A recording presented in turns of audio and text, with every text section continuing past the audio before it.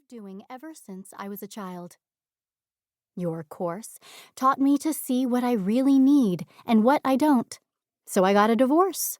Now I feel much happier. Someone I have been wanting to get in touch with recently contacted me. I'm delighted to report that since cleaning up my apartment, I've been able to really increase my sales. My husband and I are getting along much better. I'm amazed to find that just throwing things away has changed me so much. I finally succeeded in losing 10 pounds.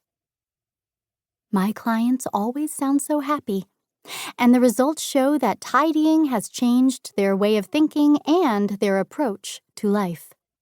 In fact, it has changed their future. Why? This question is addressed in more detail throughout the book, but basically, when you put your house in order, you put your affairs and your past in order too. As a result, you can see quite clearly what you need in life and what you don't, and what you should and shouldn't do. I currently offer a course for clients in their homes and for company owners in their offices. These are all private, one-on-one consultations, but I have yet to run out of clients.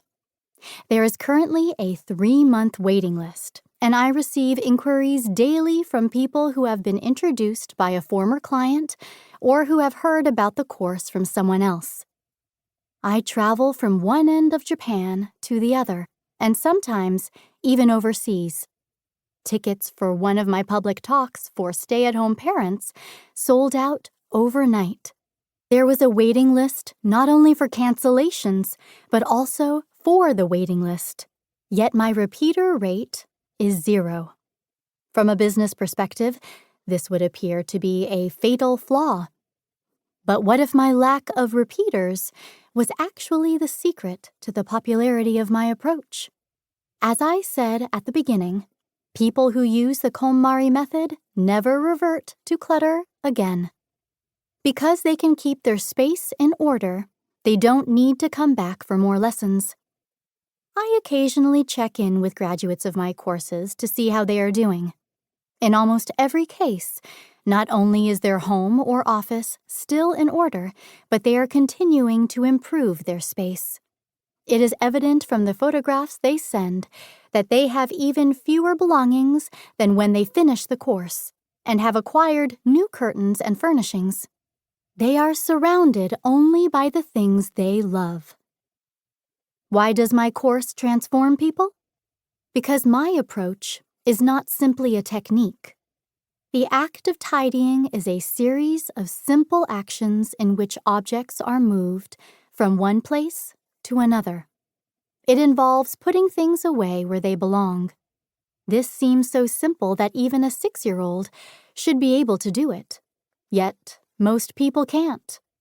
A short time after tidying, their space is a disorganized mess.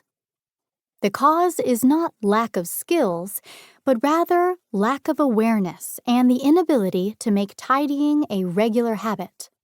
In other words, the root of the problem lies in the mind.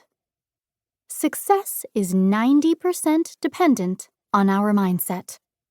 Excluding the fortunate few to whom organizing comes naturally, if we do not address this aspect, rebound is inevitable, no matter how much is discarded or how cleverly things are organized.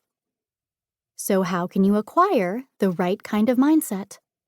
There is just one way, and, paradoxically, it is by acquiring the right technique. Remember, the KonMari method I describe in this book is not a mere set of rules on how to sort, organize, and put things away. It is a guide to acquiring the right mindset for creating order and becoming a tidy person. Of course, I can't claim that all my students have perfected the art of tidying. Unfortunately, some had to stop, for one reason or another, before completing the course, and some quit because they expected me to do the work for them. As an organizing fanatic and professional, I can tell you right now that no matter how hard I tried. To keep listening to this audiobook for free, click the link in the description. It will take you to a free Audible trial where you can listen to this and many other books for free for 30 days.